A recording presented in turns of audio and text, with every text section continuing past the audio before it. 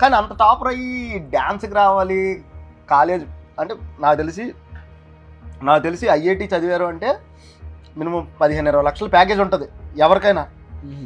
అది మానుకొని ఇక్కడికే రావాలి ఈ డ్యాన్స్కి వెళ్ళాలని అది అప్పటికప్పుడు ఎలా డిసైడ్ అయ్యారని అంటే అది మెచ్యూర్ ఏజే. బేసిక్గా డాన్సర్స్ అంటే చిన్నప్పటి నుంచి పిచ్చి ఉంటుంది, అది మీకు ఉండొచ్చు, నేను కాదనలేదు.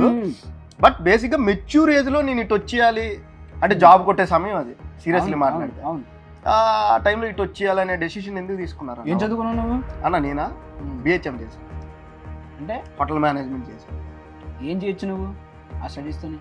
షెఫ్గా నేను చేయగలను కుకింగ్. మరి అవన్నీ మానేసి ఏం లేదంతా ఇదొక చేస్తే నీకు మంచి డబ్బులు వస్తాయి, ఇవన్నీ చేస్తావు. అసలు ఈ మీడియా ఇవన్నీ నీకు ఎందుకు? అసలు కెమెరా ముందు రావాలని అవసరం లేదు నీకు. ఇక్కడ ఇదొక ఇష్టం అండి అంతే. అందరికీ అంతే తమ్ముడు, ఎంత చదువుకున్నా లైఫ్లో వాళ్ళకంటే ఒక ఇష్టం అనేది ఉంటుంది, ఒక ప్యాషన్, ఏదో విధంగా అందులోకి వెళ్తారు. ఇప్పుడు నువ్వు వచ్చావు, నేను నా ఐఐటి నుంచి డ్యాన్స్లోకి వచ్చాను అనమాట, అంతే సింపుల్.